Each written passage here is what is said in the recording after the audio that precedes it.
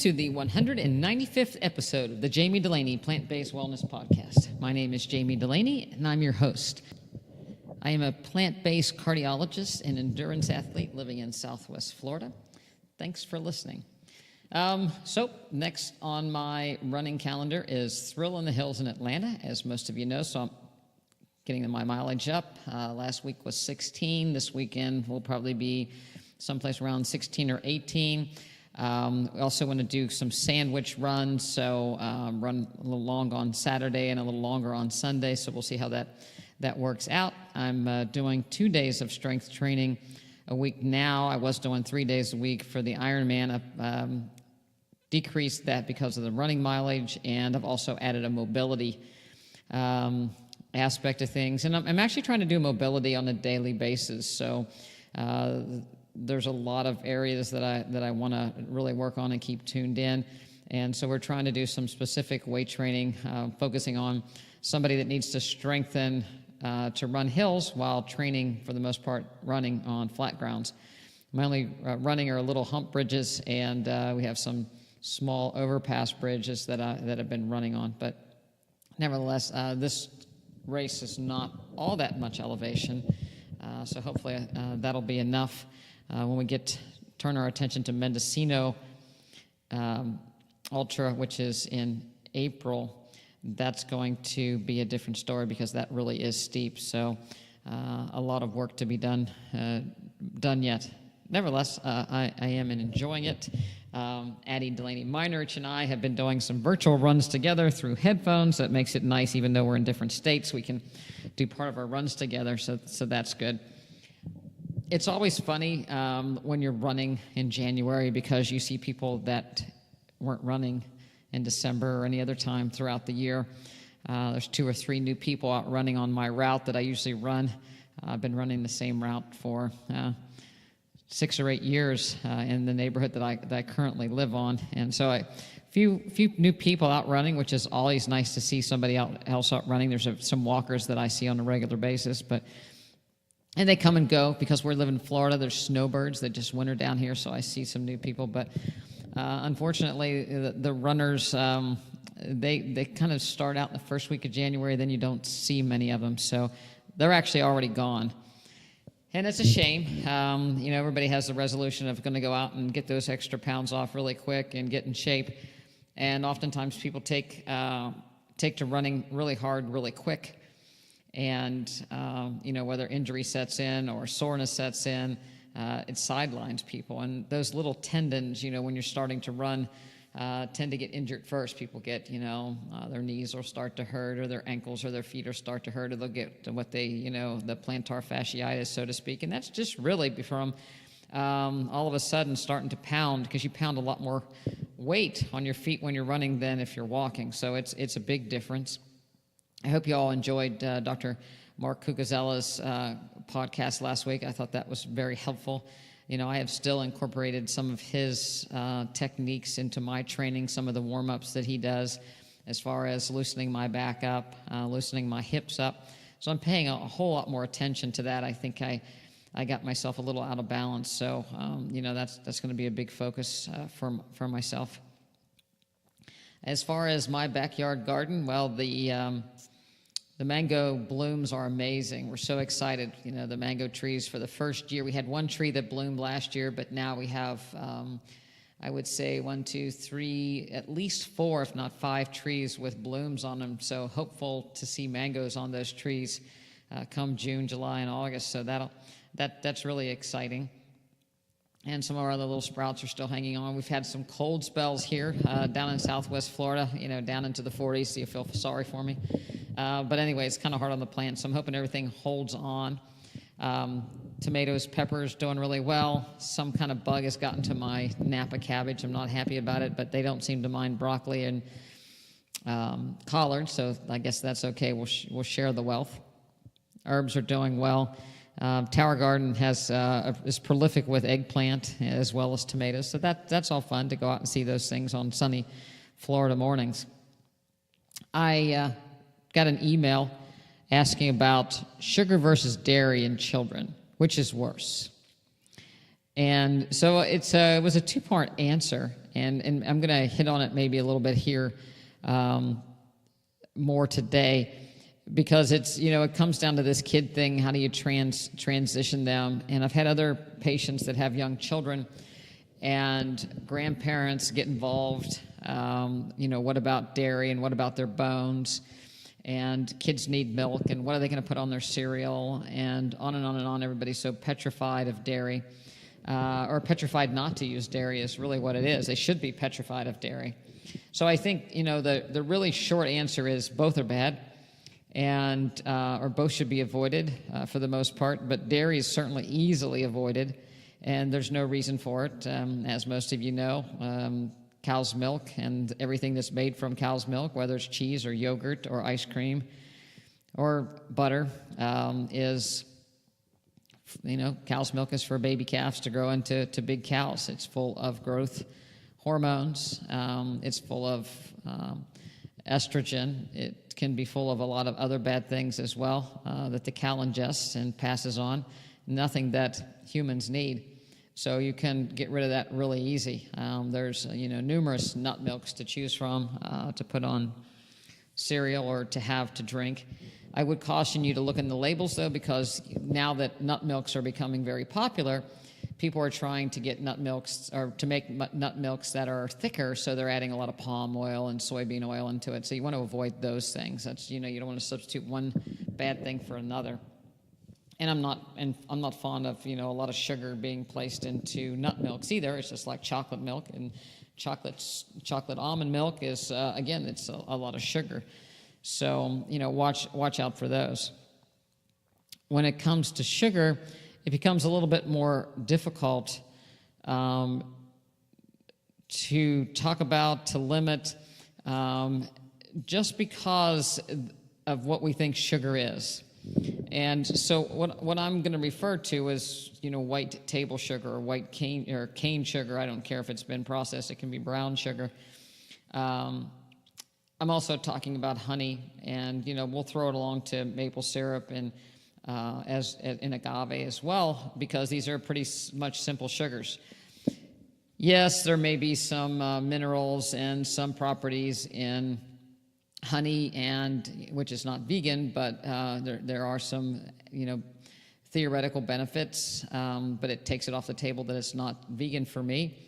As far as maple syrups, there may be some antioxidants, although they're in very small amounts, I'm sure, and as well as some elements that are more so than just regular sugar. But it's still not something you want to get people attached to, especially kids. It's much better to get kids attached to the sweetness that comes from natural fruits. And what kind of happens is if you get the sweet, we all have a sweet tooth. The tip of our tongue is where we taste sweet, and sweet is a sign if something is good, versus bitter is a sign if something might be poisonous. If you were, evolution, if you look at evolution, the sweetness of sugar is so much in processed forms of sugar, maple syrup and all this is so much sweeter than in the concentration is so much more than what we would see in fruit, and you get hit with it all of a sudden that becomes your measuring stick for what is sweet and what isn't sweet. So early on, a child is going to find things like fruit, sweet peas sweet, carrots sweet. But once you introduce sugar to that effect, then you need something more sweet to count as sweet. And so everything is measured to sugar as opposed to measured to fruit. And then it becomes adding sugar to fruit. And, that's how I grew up. My grandmother made a pie. She puts sugar on top of the berries or on top of the apples. Or we didn't have a bowl of strawberries that were just strawberries. She put sugar on the berries. And so the sweet gauge, it took a long time for me to realize that fruit was sweet by itself. It's probably been in the last couple of years that I would eat grapefruit by itself without anything on it. I'd always want to have it mixed into something with another fruit, at least that was really, really sweet. And I, my sweet barometer has actually decreased over time. That, some fruit is really, really sweet for me. Pineapple is really, really sweet for me. And, I don't want too much of that. Even some of my persimmons are really, really sweet, and I don't want, it wouldn't be like I want a whole lot of persimmons. I like it mixed in with other fruit that is less sweet.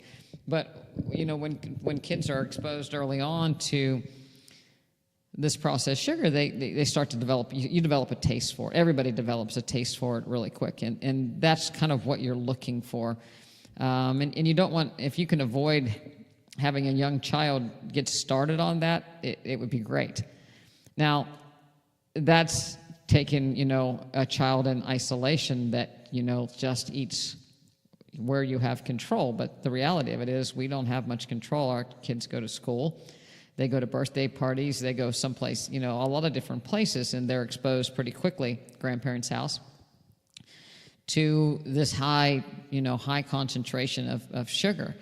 And there comes this psychological barrier as well. Sometimes denying children what their friends have makes them want it more. And if they don't get it, then when they do get it, they want a lot of it. So that becomes a bit of a slippery slope. So I think that's where, certainly when children are small and you can't have that dialogue with them, then you're best off to control that as much as possible. And getting around this perception that if we don't give kids really sweet things, then we're somehow denying them. So early on, you have a lot of control of that, especially if you can keep this under control until grade school. And it's funny as I sit here, it's something that my view on life has really, really changed. I can remember having a young cousin that they had a carrot cake which they thought was healthy for the child's birthday, and when I was in my 30s, I thought that was just really nasty to do to a kid, to not give them chocolate cake, with icing, that's something really, really sweet for their birthday. I've since obviously changed my mind a lot over that with education, but it's a mindset that's not really that uncommon, that to reward children with something really, really sweet is a good thing. It's like when you're training your dog, they tell you to use high-value treats. When you really want your dog to do something that's, and really, really want to get their attention. So it's kind of the same with kids in a sad sort of way, that, the sugary things, the high-sugar things are high-value treats. And again, it's not something we'd rather, we'd like to have as a reward, in reality, because it's not doing anybody, any favors. So, I would, my line on that, as I've danced around it is, sweets from fruit is great. Sweets in the form of, even, the frozen ice creams that you make with bananas and strawberries and different fruits, that's fine. But try to add, try to not get them to have this barometer that really sweet things come from sugar. Is kind of what I would fight for if I had to do it all over again, so that that you can delay that as much as possible. When they go to school, they're going to get it involved in that Halloween trick or treat, and if you can wait a little bit so that you can have the dialogue and be very honest that these are really, really sweet things, something to have on a rare basis perhaps, but it's not something that we want to gauge our we don't want to make this as the only sweets, is some sugary candy type dessert. We don't want to. I don't think you should withhold it to the point where you make children yearn for it once they've been exposed. But I do think you should have the dialogue so that it's not something that's on the table first and readily available. And so you kind of have to look at the kid. Sometimes kids are going to be all or nothing. That if they can't have it once they have it, then they want tons of it. And if they have, it's a different personalities, we'll have to have you choose about how you go along with it. But it's certainly not easy when it comes to sugar, because, sweet is something that, evolutionary wise, that we do crave sweet, and glucose is a good thing. Our body runs on glucose. It's the preferred thing for our brain. So it's not like you can avoid it. It's just a matter of how to handle it properly, and again, learn that unprocessed whole foods, fruits and vegetables are the way to go for, the most part. Dr. Lyle talks about, that there is this dopamine effect, dopamine and serotonin effect when you get these things as, plain sugar.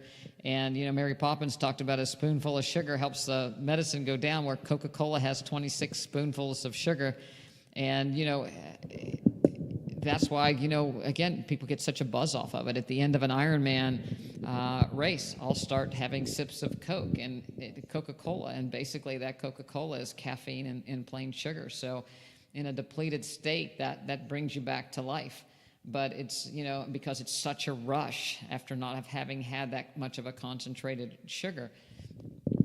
But it's something that, again, you don't want to rely on as your main source of sweet. While we're on the subject of endurance racing and fueling, I want to talk a little bit about an article I saw on using fat as fuel. There's always a controversy, especially in ultra endurance or long endurance events, for people to start taking in fat. And I often get asked questions about, well, don't we need fat? And don't you need to take in fat? And there is an argument that our mitochondria, when we metabolize fat, you put out more energy per gram of fat than you do gram of sugar. So why wouldn't you want to use fat? Because you get a lot more energy from it, ATP. So if you think about your mitochondria as being a power plant, and just like water comes into a power plant and turns into electricity, so does glucose and fat comes into the power plant and is turned into ATP or energy. So if you can get more out of fat, then why wouldn't you just take fat? And then the other question that comes by is, because my response is, well, if you're wearing fat, then why do you need to take fat in? And there could be an argument saying that you can use the fat that you ingest quicker than the fat that you break down from your adipose. And there's really no data to look at that. And if you look at some of the research, and I think that the National Heart, Lung, and Blood Institute there's a pretty good quote in some of the research that I've done. And, it talks about much remains to be learned about free fatty acid metabolism during exercise. So if, the bottom line first, if you read that you need fat, or you can eat fat to burn fat, or that you should use this product because it has free fatty acids in it and that's going to help you, then I think you should be cautious and don't really be fooled into thinking that these people really know what it is to be consumed is the actual best route. We know that the body can burn glucose pretty easily. And, certainly when if we look at, what we choose for fuel as we're sitting, standing, running, sleeping, when people are sleeping, and they're burning a fair amount of fat because our liver always tries to maintain its glucose store. It's in the form of glycogen. We have a couple hundred calories there. Our muscles contain about 2,000 calories of glucose for burning. Our brain wants to use exclusively glucose. On the other hand, our heart and our kidneys and our liver burn almost exclusively fat.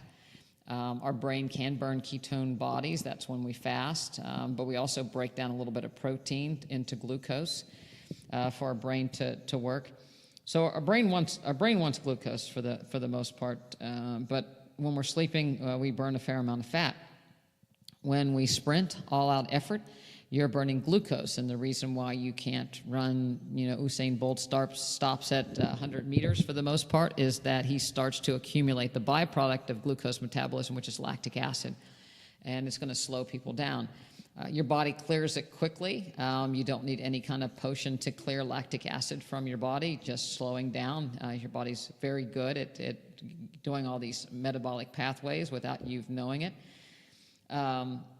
But nevertheless, you can only run so fast, so long, because you just can't get enough glucose through the system. That being said, if you can't get enough fuel to burn quickly when you're sprinting, fat, then obviously, when you burn fat when you sleep, then it's not the fuel of choice for a sprinter. So Usain Bolt's not going to eat a piece of bacon and go run, his 100-meter dash. On the other hand, when you're walking or jogging slowly under your lactic acid threshold, typically you're burning a fair amount of fat and glucose, because your body's going to try to keep on to to preserve that, or to hang on to that glucose as its backup. So you're not burning full force, your glucose until your heart rate starts to get up. So the idea of training is to run at a heart rate low enough that you're burning more fat than glucose. That way you can burn your body's fat stores. And as your body becomes stronger, as you run, you develop more mitochondria, so you have more energy-burning units. So then you can generate more power and at a lower heart rate. And so you're running faster, but you're still burning fats because your heart rate's still low. Anytime your heart rate starts to go up, then you're going to start burning more glucose than fat. So eating fat is not going to fix that. It's training that maximize this ability to burn fat as your storage. So it's a slow burn, and that's where people get some trainers get confused when we say that fat's slow burning. Then they'll say, well, you need to speed up, do these intervals, and that way you'll burn more fat.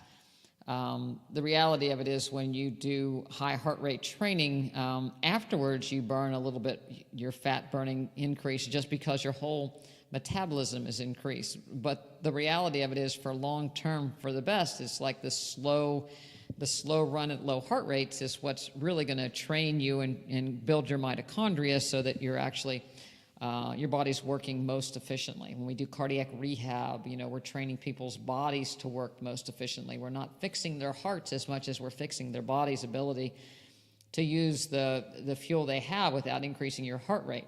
When we do stress tests on people, the proper way to do stress tests is to have people exercise on a specific protocol to the point of exhaustion.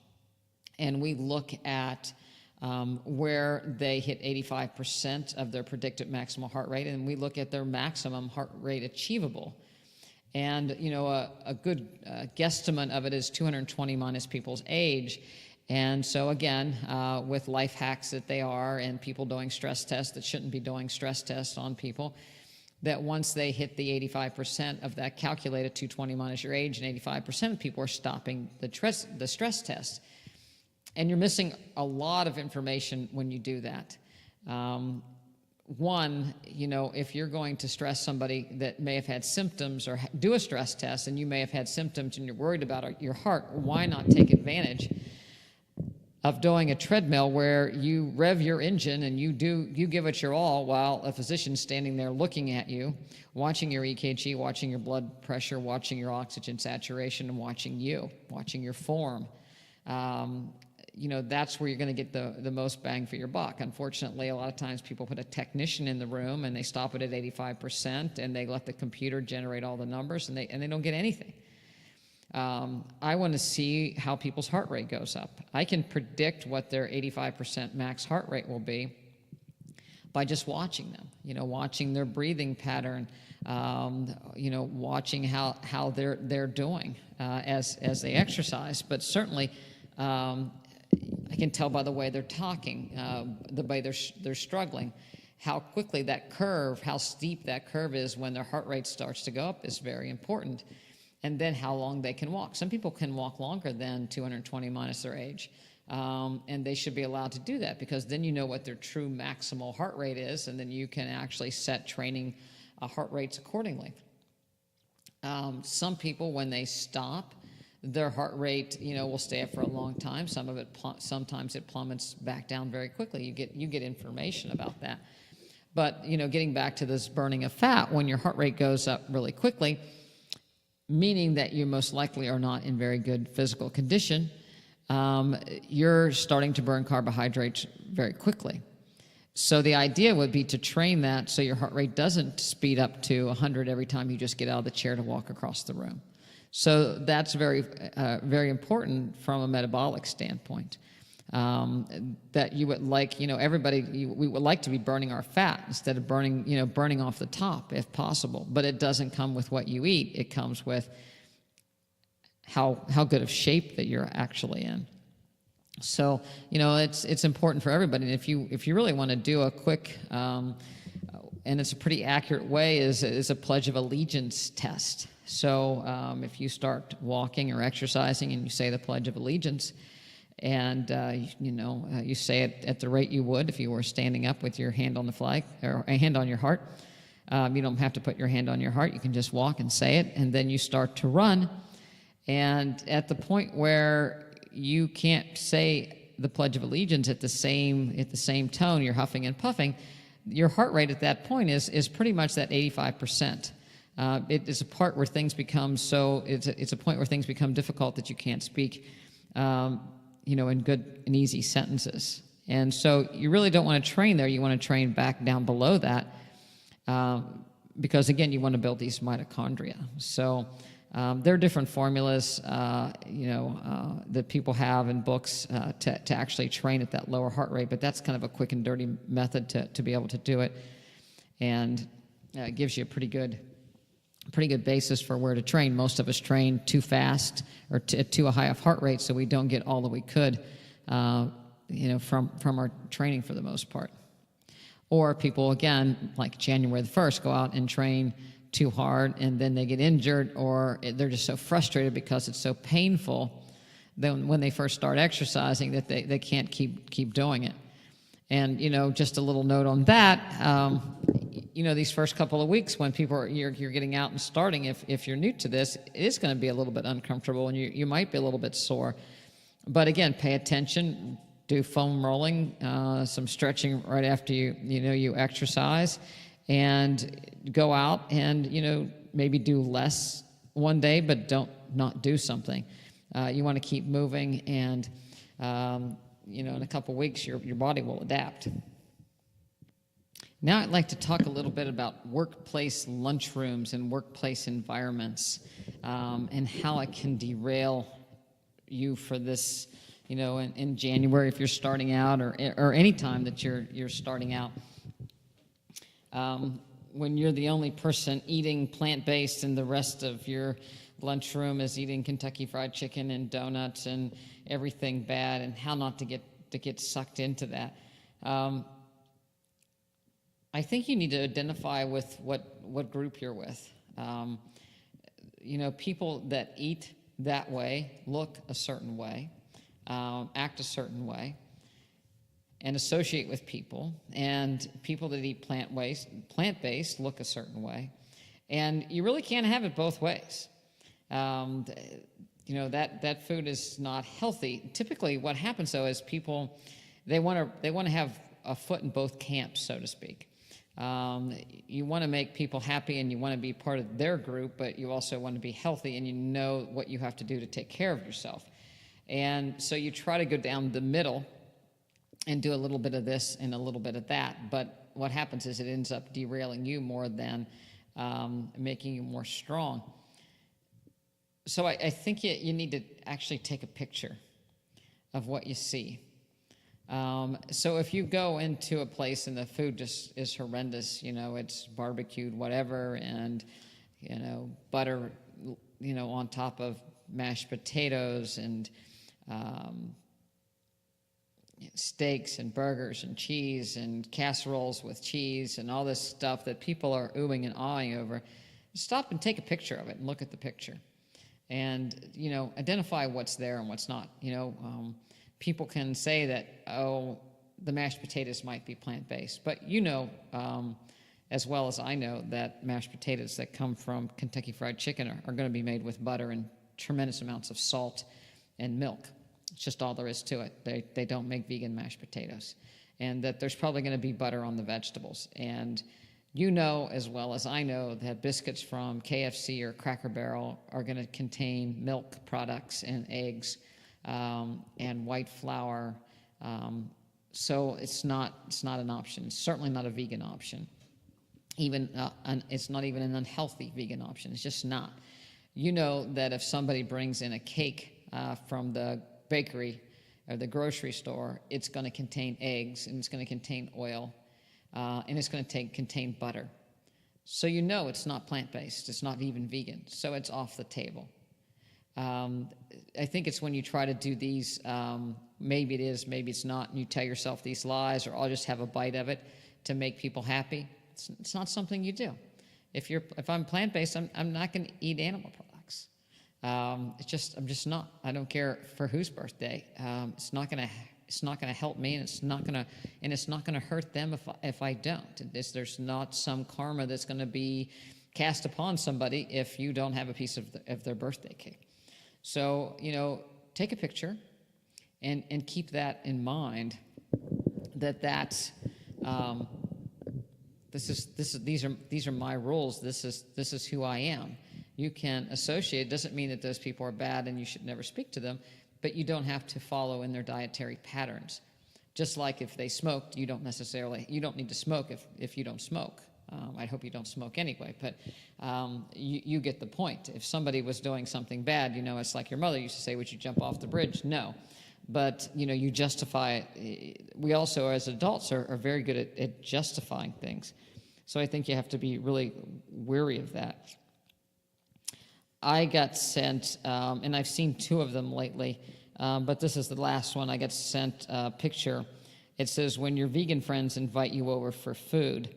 And it has a picture of 2 rabbits eating a zucchini, and they look kind of dumb. And then they have a dachshund in behind, and the dachshund is looking like, oh man, I really don't want to be invited over there to eat that terrible, terrible food. Well, on the take of it, this was sent to me by somebody who is or wants to be plant-based. And there's a couple ways, I don't see any humor in it at all. I see the bunnies looking dumb, and I see the dachshund making fun of them, so already the bunnies aren't the cool kids. And, they're eating the zucchini, and obviously it's not going to fill the dog up. And, so nobody really wants to eat that way. And I don't see being vegan or plant-based as being, the food that nobody wants to eat. I think that's, if you're that bad of a cook and you're plant-based, then you need to take a cooking course and learn how to do it better, because plant food is really, really good. And I enjoy every meal that I make, and look forward to every meal that I make. And I've never served anybody, just zucchini when they came over, or something very, very plain. And second of all, my dogs actually like plain zucchini. So, when I actually am chopping up zucchini, they leave their vegan V-Dog kibble and come over and they want a bite of zucchini. My dogs eat cucumbers, they eat peppers, they eat zucchini, they eat carrots. They're happy of it, to eat those things. A big carrot is their vegan bone for the day.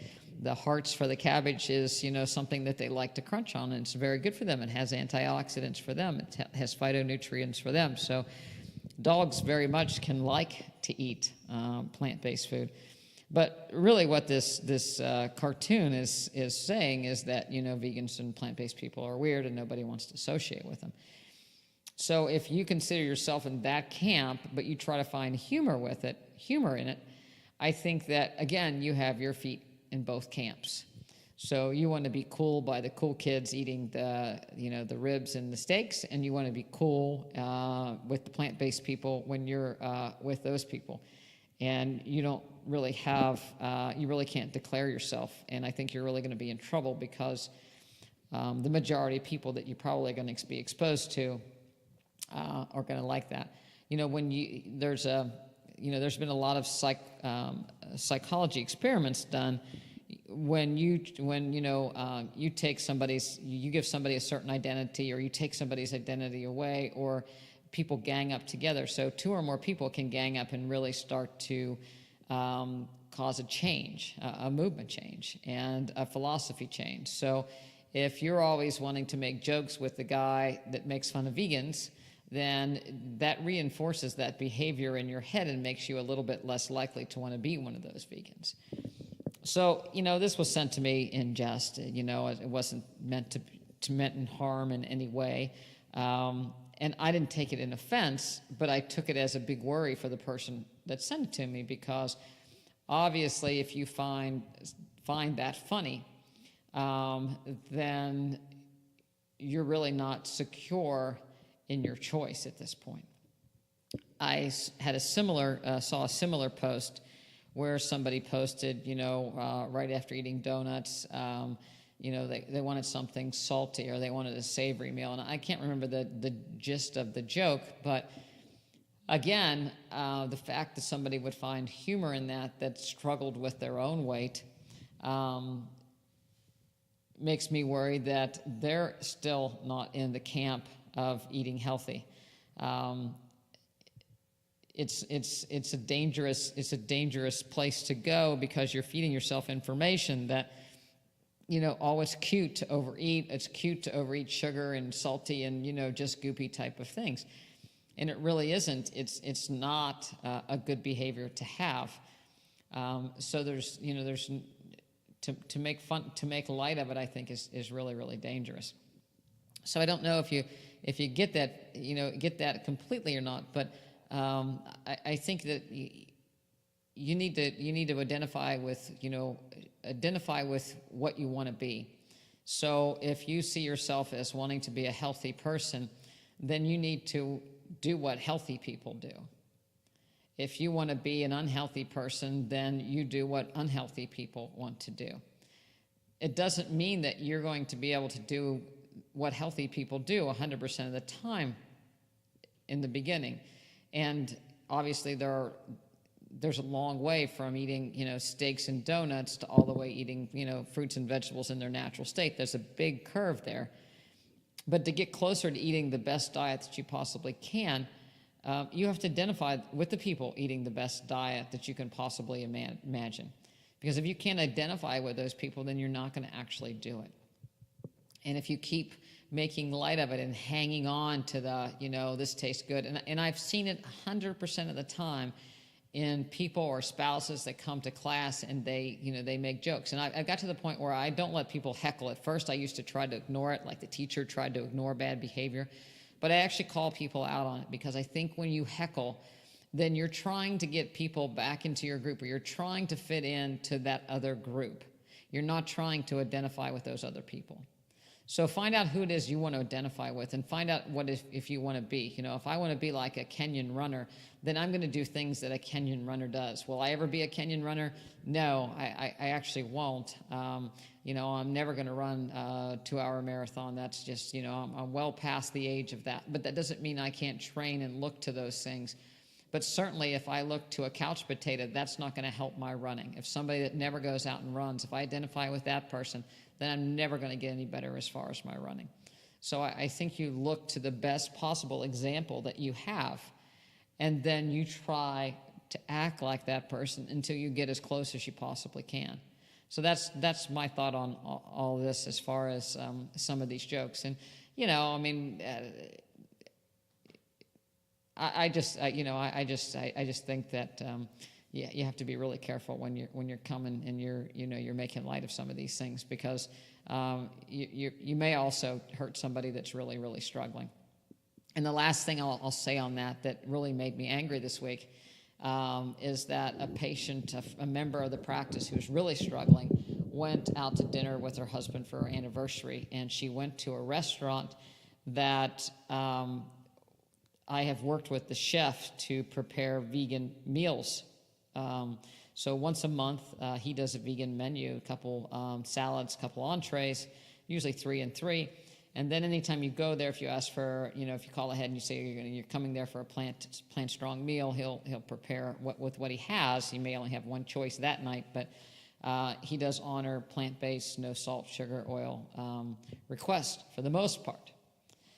Certainly on my night, we get that, but on the other nights, things start to slip. But when this woman went with her husband and they made a reservation and they said they wanted to plant-based dinner, the waitress came out after the dinner was over, and the person got a plant-based dinner, and she said, "You want dessert?" And her husband ordered a piece of chocolate cake. And she said, "Would you like?" And she said, "It's not vegan." And she's like, "No, I don't want a dessert." She's struggling.